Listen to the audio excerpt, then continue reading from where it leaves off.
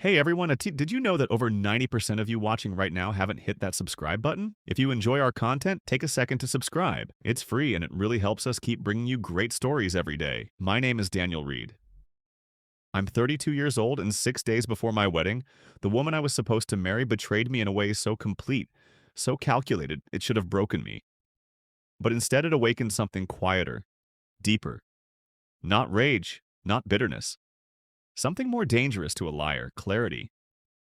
We'd been together for 4 years. Claire and I met through a mutual friend at a dinner party, and she was charming in all the right ways. The kind of woman who made a room tilt slightly toward her when she smiled. She worked in marketing, knew how to speak, how to present, how to be seen. And I, an architect who spent more time sketching skylines than navigating social scenes, found her presence equal parts grounding and invigorating. I thought I had found my balance in her. I had my reservations, like any man would, but love is rarely logical. Sometimes it's a slow drift into something that looks like safety, and sometimes it's a leap. With Claire, it was both. She made me feel like I was home, even when I couldn't shake the feeling that she was rehearsing every moment we shared. Like she had studied me, figured out the right way to laugh at my dry jokes, the perfect time to touch my arm, the way to say I'm proud of you that made me believe she meant it. I ignored the doubts. That's my sin, not hers, mine. Because people always show you who they are, but we dress them in our hopes, don't we? The wedding was scheduled for a Saturday in late spring. A clean, warm breeze was forecast. We had rented a venue overlooking a lake Claire had insisted on. It cost more than I was comfortable spending, but she'd called it her dream, and what man doesn't want to give his future wife her dream? The final payments had been made, vendors confirmed, flights booked. Guests from all over were coming. Her family was thrilled. Mine was cautious. My mother had once said, "There's something polished about Claire, Daniel, like she's been practicing." I had laughed it off, said she was being paranoid. She wasn't. It started with a message. Not a dramatic letter or a confrontation, just a message. A forwarded photo from a friend who didn't know he was sending the detonator to my entire future. It was late in the evening, and I had just gotten home from a long design meeting. My phone buzzed. I opened it, and there it was. Claire, sitting at a bar, too close to a man I didn't recognize. His hand was on her lower back. She wasn't pulling away. In fact, she was leaning in, smiling. The kind of smile I used to think was mine. At first, I told myself it was nothing. Maybe a colleague, maybe an old friend. I wanted to believe that. I stared at the photo for minutes. I zoomed in, analyzed the background, the timestamp, the details. It had been taken the night before. While I was at my brother's helping him fix his kitchen sink, Claire had told me she was working late. Still, I didn't panic, not externally. That was my way. Always observe, always measure before reacting. I didn't reply to my friend, didn't call Claire. I just sat down with a glass of water and let the quiet settle around me. That's when I decided I wouldn't confront her. Not yet. Instead, I started watching, listening. That night, I didn't sleep. I pulled out my laptop and went through shared accounts, trip confirmations, calendar entries. There were inconsistencies. A weekend she said she spent with her cousin. She had booked a hotel in the city under her maiden name. A lunch with her mother? Her mother, when casually asked days later, said she hadn't seen Claire in weeks. Bit by bit, I pulled the string. Slowly, deliberately. And what unraveled wasn't just infidelity. It was the realization that I had been a supporting character in a story she was writing for someone else's benefit. I wasn't the destination. I was the placeholder, the safe bet while she weighed her options. I never confronted her, not directly, not with shouting or accusations. I kept smiling, kept making plans. We attended our final wedding tasting together, where she wore a light pink blouse and pretended to agonize over which dessert would go best with the spring theme. I watched her as if from a distance, even though I was sitting right across from her. I saw the cracks I hadn't noticed before. The subtle way her eyes flicked to her phone too often. The hesitation in her stories. The moments she overcompensated with affection. That week, I quietly contacted the venue. I canceled under the clause that allowed for full refunds due to unexpected circumstances. I informed my family privately and swore them to silence. I didn't want to humiliate her. That wasn't the goal. I didn't want a scene. I wanted her to reveal herself without my interference. Let her walk right into the truth. 3 days before the wedding, I visited the apartment we were supposed to move into. Our names were on the lease. Her name was also on another lease. This one I found after contacting the rental company anonymously. It was in a different part of town under the name of the man from the photo. A financial consultant, divorced, mid-40s, clean cut, the type she always said she didn't like. They had signed that lease 2 weeks before she accepted my marriage proposal. That's when it all crystallized. She never left him. She just kept me as the backup plan. The respectable fiancé, the man who looked good on paper, the man her parents liked, the one who made her seem stable and mature. She had been running 2 lives, perfectly rehearsed, depending on which version of herself she needed to be. Still, I said nothing. The night before the wedding, Claire called me from her bachelorette suite. Her voice was breathless with excitement. "Tomorrow," she said. "It's all finally happening." I remember pausing, then replying softly, "Yes?" Everything's about to change. And it did. The morning of the wedding, she showed up at the venue in her dress, surrounded by her bridesmaids. The flowers were perfect. The music was playing. Guests were arriving, except one thing was missing. Me? I had left a letter, delivered to her dressing room by someone from the venue staff, sealed and simple. In it, I wrote only the truth. I told her I knew about everything, that I had seen the lease, that I had seen the photos, that I had watched and waited, not out of weakness, but out of clarity. I told her I didn't want revenge. I didn't need it, because the truth was going to do more damage than any anger ever could. The staff began informing guests that the wedding was canceled. Confusion rippled through the venue like a cold wind. She called me 37 times that day. I didn't answer a single one. Instead, I boarded a plane. I went to a small coastal town I'd always wanted to visit. Booked a quiet inn. I spent the next week walking along cliffs, drinking coffee at sunrise, and sketching things that had nothing to do with pain. She tried to reach out over the next few weeks. Emails, voicemails, messages through mutual friends. Not once did she apologize. Not sincerely. It was always confusion, shock, questions, accusations. She tried to spin it. Said I overreacted. Said she was going through something and needed space. But I had already given her the most powerful answer. Absence. And while she scrambled to piece together her image, explain the unexplainable to her family and friends, I quietly built a new life, far from her rehearsed chaos. I wasn't broken. I was awake. And that was only the beginning. People assumed I'd come back home quickly, that I'd be hurt, maybe humiliated, but eventually return to the life I'd left paused. But I didn't. What Claire never understood, what most people still don't, is that silence isn't always surrender. Sometimes it's strategy. Sometimes it's strength. After the wedding debacle, she spiraled. That much I gathered from the occasional messages I allowed through. Friends, mutual connections, even her sister, all tried to make sense of the quiet storm I had caused. Some were sympathetic, others confused, but I didn't offer explanations. I let the truth walk its own path. Lies always run out of road eventually. Truth just waits. I stayed in that coastal town for over 2 weeks. The air was different there. Clean. The kind of clean you feel behind your ribs. I watched fishermen head out at dawn. Locals recognized me as the quiet guy who sketched buildings by the cliffs. I wasn't anyone's almost groom.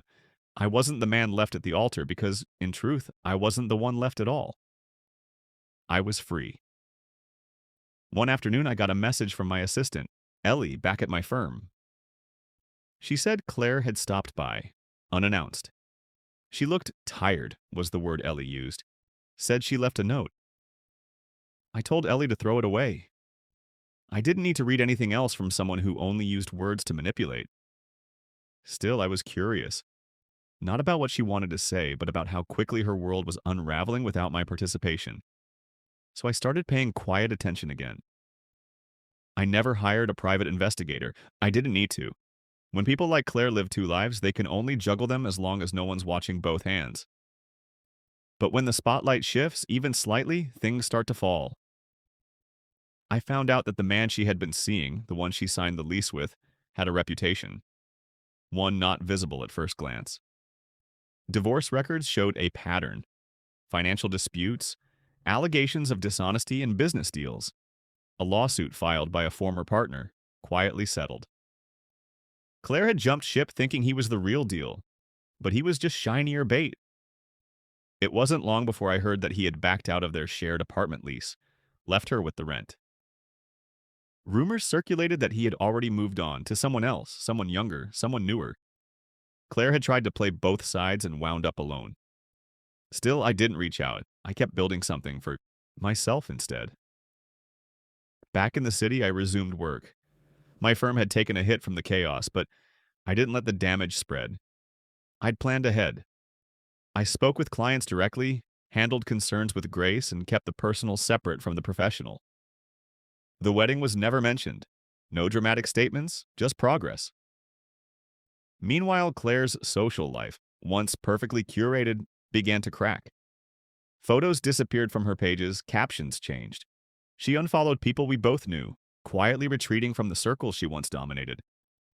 I wasn't watching out of pettiness. I just needed to see the arc of the story finish. I needed to witness the truth doing its work slowly and thoroughly. And then came the letter. It arrived at my office in a cream-colored envelope. Handwritten. No return address, but the handwriting was hers. I stared at it for a while before opening it.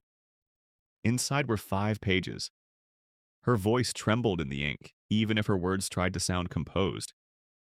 She didn't apologize directly, not once. Instead, she talked about being confused, about feeling torn between who she was and who she thought she should be. She admitted to exploring other possibilities, but said she never meant to hurt me. She ended the letter by saying she hoped one day I could see past the pain and remember the good times, that she would always care for me in some way. I folded the letter and threw it into the fireplace at home. There was nothing worth salvaging, no message to decode. Her words were an attempt to soften the fallout, to make herself feel better about the choices she made without ever owning the harm they caused. I realized something then. Some people aren't sorry they did it. They're just sorry they lost control of the story. But I had already reclaimed mine. Months passed. I stopped checking her social media entirely. Friends who knew better stopped bringing her up. Life didn't snap back to what it was. It shifted, changed shape. Quietly, I moved out of the apartment I'd once shared plans with her in and bought a place of my own. A clean slate. No shared closets. No echoes. I started designing again with purpose. One project in particular, a community center on the edge of town, pulled me back into the kind of work I used to dream about. I poured myself into it. Each line I sketched was a way of building myself back up from the inside. Not revenge, not even healing really, just motion. Forward motion. And then, one evening, as I was leaving a meeting, I saw her, Claire, standing outside a bookstore across the street, alone. She looked different, smaller, not physically, just dimmed. The shine she always carried, the performance, it wasn't there. For a moment, she didn't notice me. She was flipping through a display book, her eyes unfocused. Then she looked up, and our eyes met. She froze. I didn't. I gave her a small nod. Nothing more. No smile, no anger, just acknowledgement. A moment that said, I see you, but I don't carry you anymore. And then I turned and walked away. There was nothing left to say. That night, I went home and opened a bottle of wine, sat on my balcony and watched the city shift from gold to blue. I wasn't mourning anymore. I wasn't even thinking about her. I was thinking about how sometimes the most powerful revenge is no revenge at all. It's just living better, quieter, stronger. Because eventually the person who tried to play you, who thought they were the puppet master, realizes the only thing they ever controlled was the illusion. And illusions always fade. She tried to build a life out of performance. I built one out of truth. One part remained, the part where I finally let go of even the story. But that would come next. Time has a way of softening the sharp edges of betrayal. Not by erasing them, but by placing them in a wider frame, like a photograph that once seemed too painful to look at, now sitting quietly in the back of a drawer. You know it's there, but it doesn't hold you anymore. Months passed, then a year. Life didn't just continue, it evolved. I focused on work, traveled a little, spent more time with people who never asked for anything more than honesty. I didn't speak Claire's name, not out of bitterness, just because she didn't belong in the chapters I was writing now. I thought I had closed the book, that I had seen the last of the consequences from that near wedding. But closure, I've learned, doesn't always come in silence. Sometimes it arrives in the form of a final reckoning, a quiet confrontation with the part of your past that still tries to slip through the cracks. It started with a phone call from an unfamiliar number. I don't usually answer unknown calls, but something made me pick up. "Daniel," a soft voice said. "It's Claire's sister, Megan." I leaned back in my chair, surprised. I hadn't spoken to her since the wedding fallout. "I'm sorry to call you like this," she continued, "but I thought you should know something. It's about Claire." For a moment, I felt a flicker of hesitation, but I stayed calm. "What is it?" "She's not doing well," Megan said. "Things didn't work out with that guy. She's having trouble finding steady work, and she mentioned you a lot. I think she regrets everything." I let her words hang in the air. Not because they hurt, they didn't, but because they reminded me just how far I'd come. "I'm sorry to hear she's struggling," I said honestly, "but I'm not sure what I can do about it." "She thinks you hate her," Megan said, "that you disappeared to punish her." I almost laughed, but I didn't. I didn't disappear to punish her. I walked away to protect myself. There was a pause. "I just thought you'd want to know," she said gently. "I think part of her still hoped you'd come back." That was the moment it hit me. Claire had never learned. She still saw people in terms of who might come back, who might orbit around her gravity. She hadn't made peace with losing me, because she never truly understood what she lost. Not just a fiancé, not a wedding, but a man who would have built a life with her on a foundation of loyalty and trust. But I had no desire to gloat. Instead, I thanked Megan for her call, wished her well, and hung up. After that, I sat by the window of my office, watching the late afternoon light crawl across the floor. I wasn't angry. I wasn't triumphant. I was simply still. I realized then that the real revenge, the kind no one sees, the kind that leaves no debris, is not about proving someone wrong. It's about proving yourself right, not through words, through how you live, who you become. And I had become someone I respected. I finished the community center project that summer. It opened with little fanfare, but when I stood there on the day of the ribbon cutting, watching children run across the polished floors and families filling the rooms we'd built, I felt something close to peace. People clapped. Speeches were made. I stayed off to the side. I didn't need the spotlight. I had never needed it. That was Claire's world. I preferred the quiet impact. Later that night, I returned to my apartment, different from the one I'd once planned to share. Simpler, warmer, filled with objects I chose with care. I poured a cup of tea and sat on the balcony, just like I had months earlier, watching the city hum with life. Then I opened my laptop and started writing. Not to Claire, to myself. It wasn't a letter, it was more like a note of gratitude. I thanked myself for not reacting in rage, for observing, for walking away, for not letting the betrayal define me, but instead letting it refine me. I wrote down all the things I had learned, not about her, but about myself, about what I value, about how love isn't proven in grand gestures, but in the day-to-day choices of showing up honestly. And then I wrote one final line. I forgive her. Not because she asked, not because she deserved it, but because I didn't want to carry it anymore. Letting go of someone doesn't mean they didn't matter. It means you matter enough to stop holding what hurts. Somewhere out there, Claire was probably still trying to put together the pieces of a life that had slipped through her fingers. She might find her way, or she might not. That was no longer my concern. I wasn't angry. I wasn't waiting for karma. I wasn't hoping she saw me succeed. I had already won the day I walked away. In silence. In clarity. With dignity.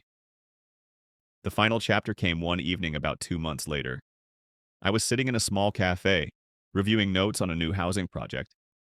A woman approached my table. She was there with her kids. Her son had spilled a drink, and I had offered her a few napkins earlier, without thinking much of it. She smiled. "Sorry to bother you. I just wanted to say thank you again." I nodded. "Of course." She looked down at my notebook. "You're an architect?" I smiled. "Something like that." We spoke for a few minutes. Nothing dramatic, nothing cinematic, just easy, real. When she left, she turned back and said, "I'm Olivia, by the way." And just like that, something shifted. Not a spark, not a whirlwind, just a small, quiet opening. Proof that life doesn't end with betrayal. It begins again, differently, with stronger roots, with slower, steadier hands, with the kind of love that doesn't need to be performed. That was the story. Not of revenge, not even of heartbreak, but of return to myself.